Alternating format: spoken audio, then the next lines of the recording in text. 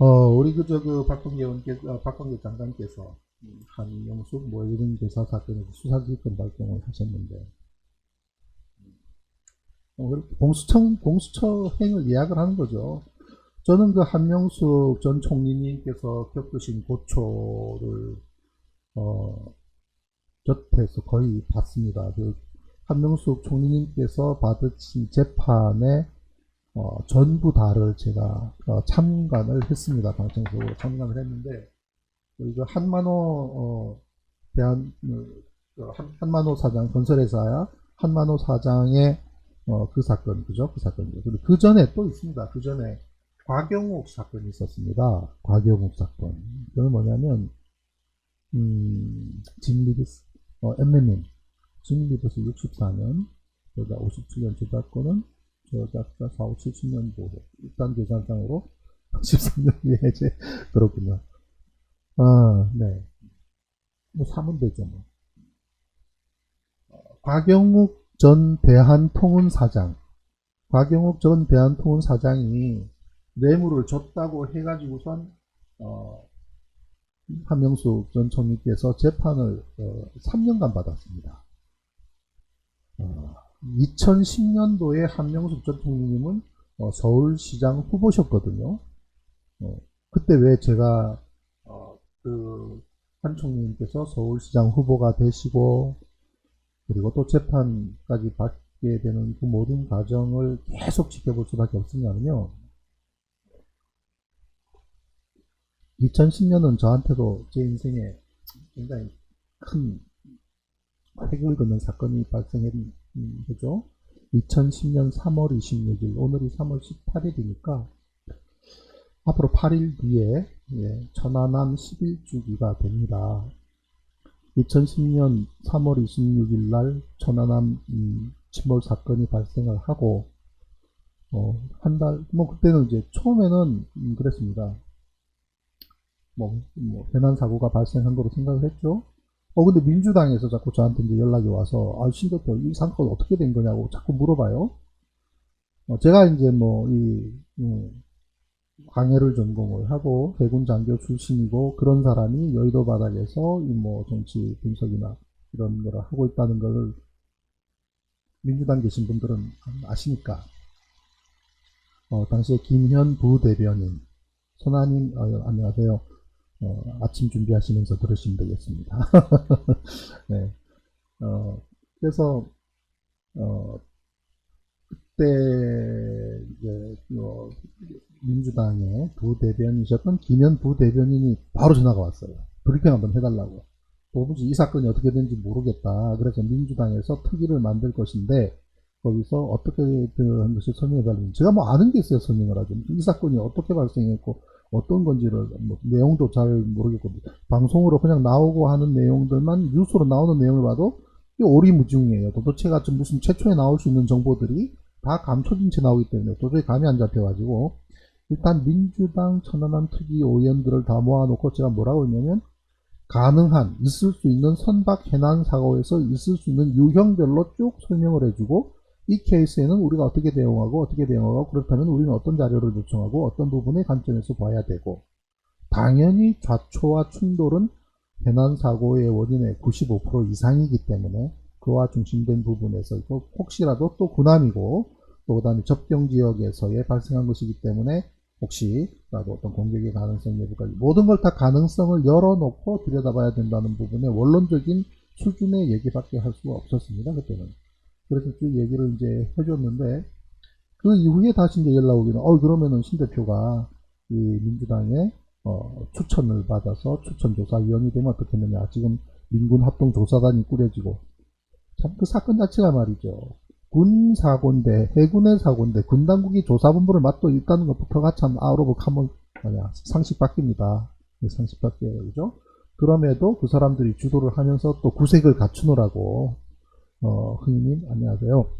구색을 갖추느라고, 이 민간인들도, 이 조사위원으로 참여시킨다는 명목으로 민주당의 조사위원 추천 요구를 했던 거예요.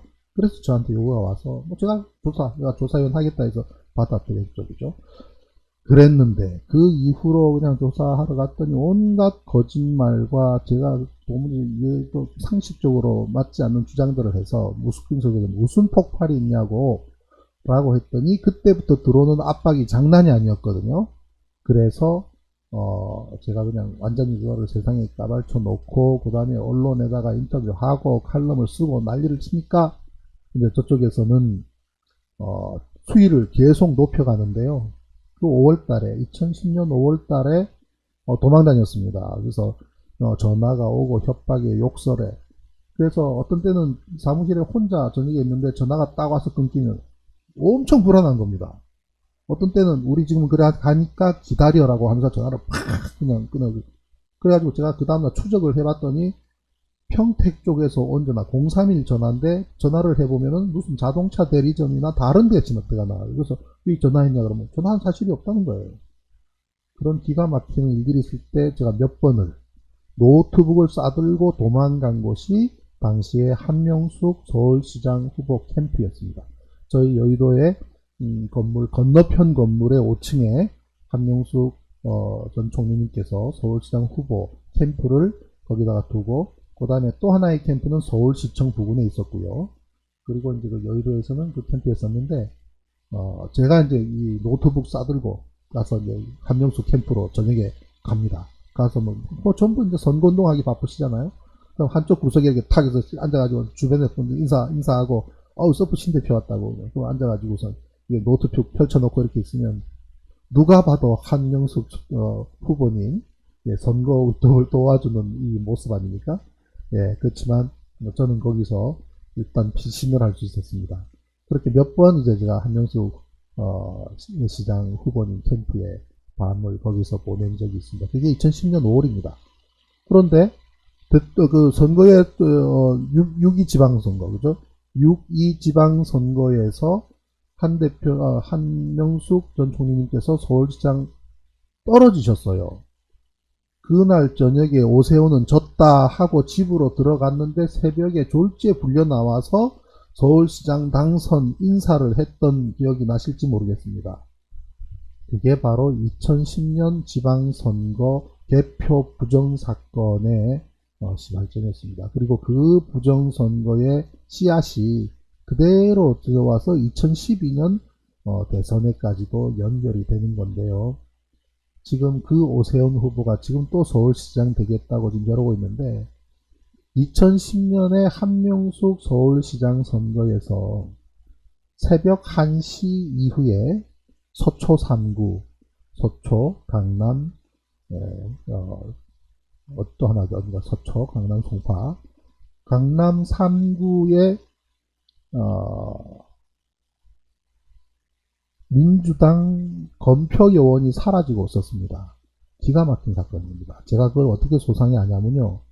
바로 선거 다음날 아침에 아침 일찍 노무현 대통령님 후원 회장님이신 이기명 회장님과 함께 위로 방문 갔었습니다. 바로 뭐 캠프도 바로 건물 앞 건물이고 또 도망 다니면서 거기 몇 번 들리기도 하고 인사도 드리고 했기 때문에 이제 가서 아유 총님 결과가 안 좋아서 어떡합니까 하고 위로의 말씀을 건넸더니 막 눈물을 흘리시는 거예요. 깜짝 놀랐습니다.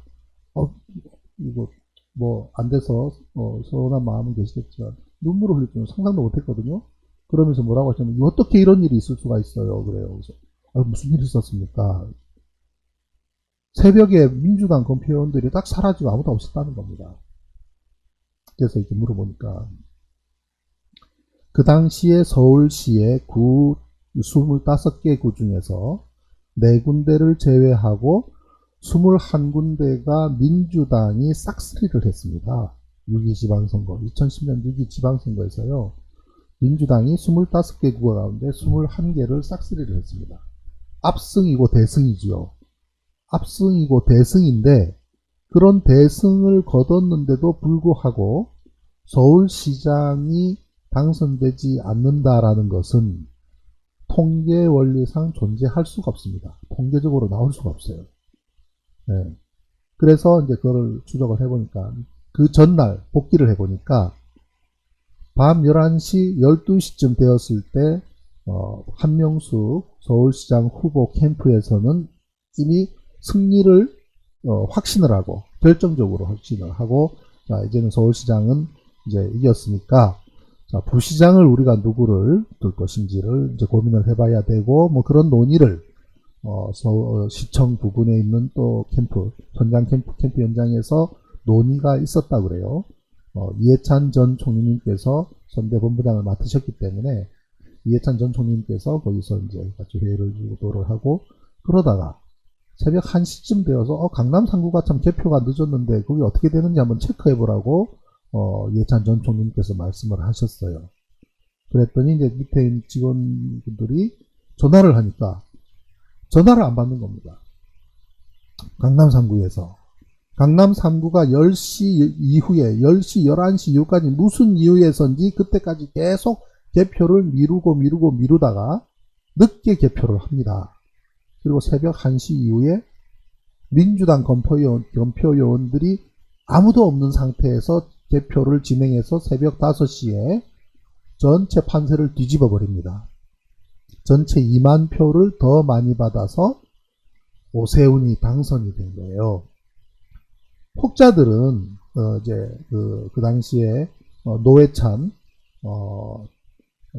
진보당, 그죠? 예, 민주노동당 노회찬 후보의 출마로 인해서 노회찬 후보가 그때 14만 표 받았거든요. 노회찬이 14만 표를 가져갔기 때문에 한명숙 전 총리님이 졌다라고 생각하는 분들이 적지 않은데, 그건 사실과 다릅니다. 그거와 관계없이 만 표든 2만 표든 오세훈이 한명숙 후보한테 승리하는 구도로 마무리를 지어서 아침에 발표했기 때문입니다. 왜냐하면 인구가 제일 많은 강남 3구에서 민주당 검표위원들이 한 명도 없는 상태에서 마무리를 지었기 때문에 그것이 가능했던 겁니다. 그래서 제가 이거는 말이 안 되는 거다 그래서 민주당을 막 그냥 들쑤셨습니다. 도대체 민주당의 검표위원들이 누구며 강남 3구에 나간 사람들의 명단을 내놓으라고 막 다그쳤는데 그거를 주는 사람이 없어요. 아는 사람이 없습니다. 민주당 선거관리가 지금도 나는 크게 다르지 않다고 생각을 합니다. 굉장히 그런데 누가 나간지도 모르는 거예요. 그래서 제가 최종적으로 그 뒤로 몇 달 동안 제가 그 부분을 개선하지 않고서는 이건 말이 안 된다. 그리고 이건 개표 부정이라는 것이 확실하기 때문에 그것을 파헤치기 위해서 일단 민주당부터 한번 이렇게 보려고 해도 결론이 안 나오는 겁니다. 그래서 제가 내린 결론은 딱 3가지입니다. 첫째는 그 검표요원들 상당수가 구청장 후보, 구청장의 식구들일 수가 있는데 그 사람들은 강남 3구에서 자기 구청장이 이길 수 없다는 걸 다 아는 겁니다. 그죠? 그러니까 아이고 졌다 하고 일찌감치 간 사람이 있을 것이고, 첫째가. 두 번째는 그럼에도 불구하고 아니 우리 구청장은 져도 시장 선거는 우리가 이겨야 되지 않느냐. 그러니 시장 선거가 끝날 때까지는 우리가 개표를 다 봐야 돼 라고 해서 지켜야 되는데 그마저도 단 한 명도 없었다는 것은 회유가 아니면 압박을 받았든 그 자리를 떠날 수밖에 없었던 것은 우리가 합리적으로 의심해 볼 수 있는 거예요. 이상하게 그 강남 3구가 개표를 늦게 시작한 것부터가 사실은 그런 불안의 씨앗이었고요. 그래서 결국은 25개 구에서 21개 구를 싹쓸이를 했음에도 불구하고 서울시장을 지는 초유의 사태가 2010년도에 벌어졌던 겁니다. 네. 통계적으로도 존재할 수 없는 것이 구청장은 민주당을 찍으면서 시장을 한명숙 찍지 않고 오세훈을 찍었다? 그게 논리적으로 가능합니다. 통계적으로 불가능합니다. 네. 그래서 이제 그때 부정선거로 오세훈이 이제 당선이 된 거고요. 그 뒤로 한명숙 총리님한테 다가왔던 불행들이 1차적으로 곽영욱 대한통운 사장에 대한 뇌물 공여 사건, 그걸로 해서 이제 한 총리님을 또 올가 넣어서 검찰에서 부르고 전직 총리까지 하신 분을 무고하게 엮어서 대한통운 사장한테 돈을 줬다고 해라.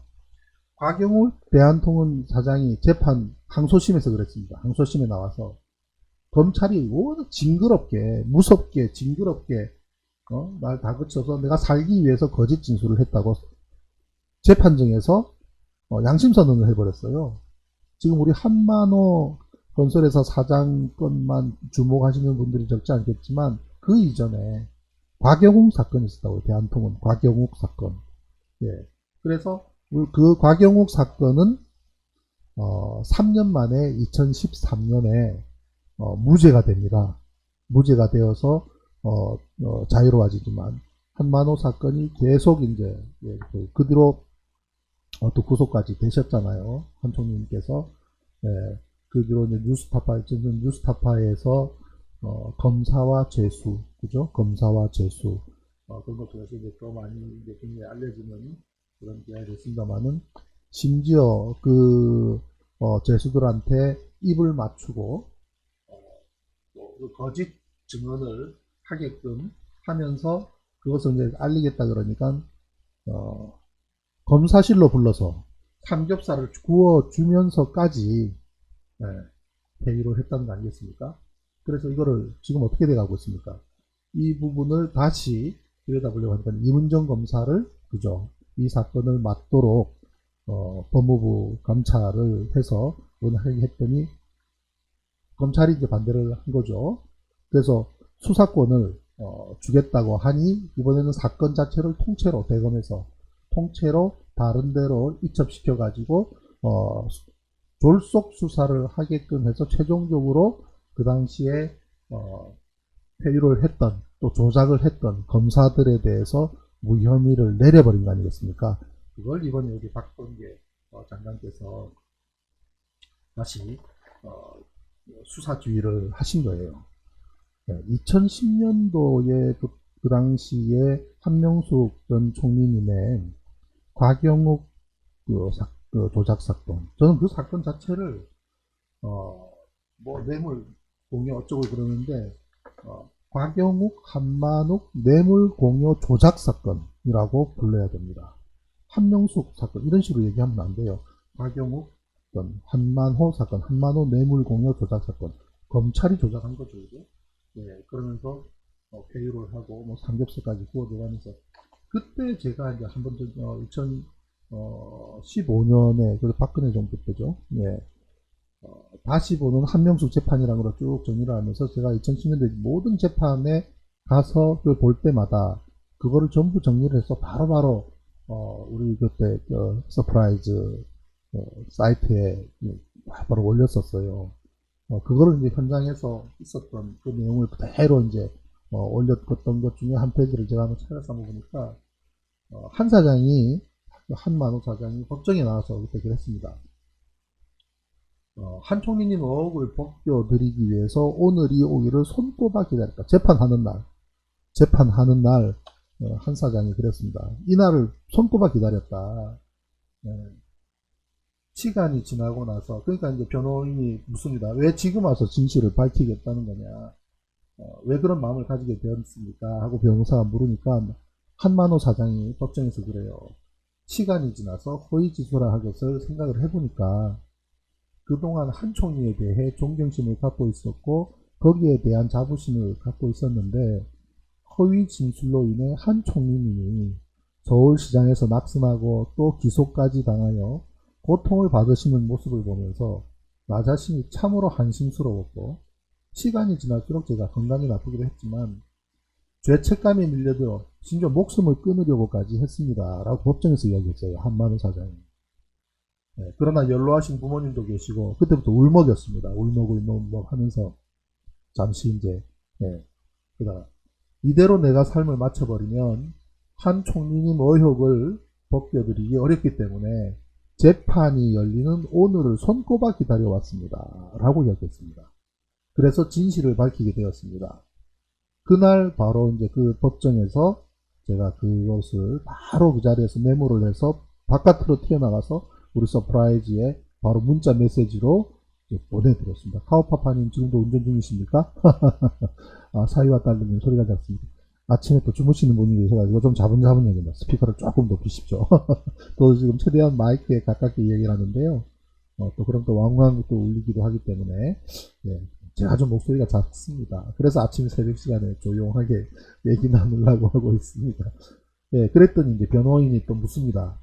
왜 수사기관에서 자신이 허위 진술을 했다는 것을 말하지 않고 이 법정에 와서 밝히게 된 겁니까? 라고 하니까 한 사장이 뭐라고 했냐면요. 검찰에서 열정을 갖고 수사를 하고 있어서 번복하기가 어려웠고, 사실 죄인으로 안에 구속된 상태에서 검사 한번 만나서 앞에 철제 의자에 탁 앉으면요, 사람 주눅밖에 두들게 돼 있습니다. 예. 그러고 또 그냥 뭐 매번 다그치기만 하는 거 아니잖아요. 그죠? 온갖 그냥 이런저런 좋은 말, 아이고 또 금방이라도 빼줄 것처럼 얘기하고 그러면서 하기 때문에, 예. 그, 뭐, 일종의 그 뭡니까, 무슨, 스톡홀름 증후군처럼, 미묘한, 굉장히 뭐, 악마같이 보이고 믿고 하기도 하지만 또 돌아서서는 또 뭐, 이해하게 되는 뭐, 그런 좀 묘한 그런 인간관계가 형성이 됩니다. 그리고 나의 목숨을 언제든지, 그걸 할 수 있는, 그런 사람이라고 하는 그런 인식까지도 작용을 하게 되고요.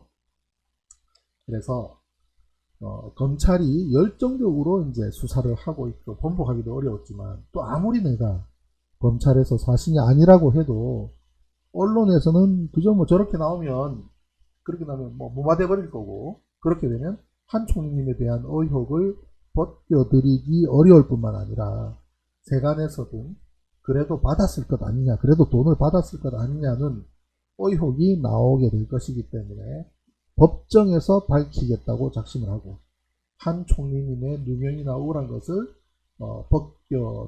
그러면은 법정에서 내가 진실을 말하면 누명이 벗겨질 거라고 생각을 했습니다. 한만호가 재판정에 처음으로 나와서 한 발언이에요, 그때. 그래서 그걸 제가 바로 그냥 정리를 해서 보도를 했던 걸 기억이 납니다. 그 사건이 이제 다시 들여다보면, 예, 박범계 장관의 지시에 의해서 박범계 장관이 이거를 다시 들여다보라고 하니까 이제 조남관 그죠? 예, 대검 지금 현재 뭐 검찰총장 대행 아닙니까? 한 입장이 난감할 거예요, 그죠? 예, 그래서 아마 둘 사람 간에 미묘한 그런 이게 공식적인 대화 내용은 아니지만 아마 이런 기분일 거예요. 앞으로 수사해. 아니 그러면 공수처로 보내든지 왜 나한테 줘? 조남관 그런 생각이, 응? 그러니까 차라리 공수처 넣으세요. 그런 마음 아니겠습니까? 그러니까 무슨 소리 하는 거야? 니들이 이걸 쪼물딱거리고 지고 있다가 온갖 짓거리 하는 거 국민들이 다 봐야 돼. 그런 마음 아니겠습니까? 박범계 장관께서는. 네? 조남관 이제 이걸 갖다가 지고 있다가 결국은 제대로 풀지 못하면 또 공수처로 가야 되지 않겠습니까? 예. 그 당시에 한명수 전 총리님에 대해서 집요하게 조작을 가했던 사람들이 몇몇 있습니다. 그 사람들이 어디서 뭐 하는지 제가 한번 찾아봤거든요. 그랬더니 몇 사람에 대한 내용을 한번 들여다보면은,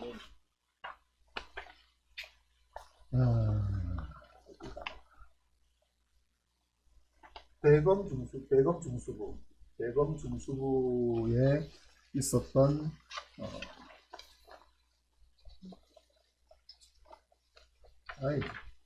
정리를 다 해놨는데 그 양반들이 뭐 지금 다 퇴임했습니다. 근데 태평양 법무법인에 거기에 이제 대표 변호사로 가 있고, 지금 나름대로 또 한 양반은 누굽니까, 노한규, 그 양반은 또 아니 노가 아니구나, 뭐 출마도 준비를 하고 다들 그러고 있습니다. 그 당시에 조작했던 사람들이 다시 재수사를 하게 되면 이 사람들은 법정에 서야 될 사람들입니다. 네, 그래서 반드시 이번에 다시 이 사건을 들여다보라는 우리 박범계 장관의 지휘를 내린 것이 공수처까지 갔으면 좋겠습니다. 네.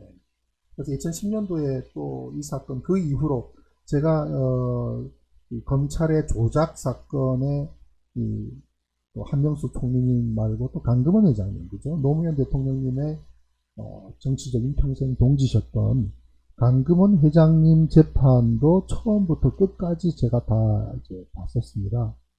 그때 재판이 이제 대전에서 열렸는데, 이번 대전에 내려가서 그 재판을 봤는데, 참, 검찰이, 노무현 대통령 주변, 그리고, 우리 민주정부에서 또 중요한 역할을 했었던 분들에 대한 조작, 참 치료했습니다. 우리 강금원 회장님 사건도 참 말이 안 되는 사건이에요. 강 회장이 결국 돌아가셨지만, 그 회사가 이제 100% 가족 회사거든요. 주주가 세 분이 본인, 강금원 회장님 본인, 부인, 그리고 아들, 이 세 분이 주주셨어요. 그래서, 우리 그때 이 민주개혁 진영의, 안희정 그 당시에, 그죠? 지사도 그랬고, 그냥 아무 일 없이 바깥에 있는 우리 국회의원도 되지 못하고 이렇게 저렇게, 있는 분들을 정식으로 도와주셨어요. 물론 금전적으로 도와주셨죠. 그런데 그거를 그냥 이렇게 건네준 것이 아니라 그냥 법인계좌에서 그냥 공식적으로 후원금 또는 뭐 이렇게 그저 양도도 이렇게 해주고 그렇게 했거든요. 그런데 그걸 가지고 공금 횡령으로 몰아간 겁니다. 강금원 회장님 회사에서 이렇게 후원금을 보낸 것을 공금 횡령으로 몰아간 거예요. 그래서 결국은 어떻게 했냐면 회의록이 없지 않느냐. 이사회 회의록이 없다는 거를 끝까지 이제 물고 들어간 거예요. 그러니까 강금원 회장이 그랬습니다. 우리 가족 식구 세 사람인데 아침 밥 먹으면서 이거 보내주겠다고 하면 그래 언언을 했다고 치자. 근데 왜 회의록에 기록을 안 했어? 라고 이제 해서 유죄를 내리고 그랬던 겁니다. 네, 그래서 가족 회의를 기록하지 않았다는 죄로 결국은 이제 참 그 순환을 겪고 결국은 이 뇌에 병을 얻어서 돌아가시기까지 했죠. 그 사건들을 제가 처음부터 끝까지 다 방청할 수 있었던 것은 참 그만큼 참 중요하고 한 사건과 인기대점 너무나 억울하기 때문에 누구든 달려가서 그 내용들을 전부 다 기록해서 바로 알려야 되겠다는 그 생각이었습니다. 그래서 그 당시가 2010년 11년 그런데 그런 내용을 만들어내도 쓰는 기사들도 별로 없고 그래요. 그래가지고 제가 이제 화가 나서 안 되겠다. 언론사 하나 있어야 되겠다. 그래서 그때 2011년도에 제가 만든 게 지금 현재도 운영하고 있는 진실의 길이라고 하는 인터넷 언론이 2011년에 탄생을 했습니다. 물론 지금 뭐 영향력도 없고 사실 기자들을 이렇게 꾸려갈 만한 형편도 안 되기 때문에 칼럼으로 채우고 있습니다만은 그렇게 운영을 하고 있습니다. 그리고 이제 세 번째로 이제 마무리처럼 말씀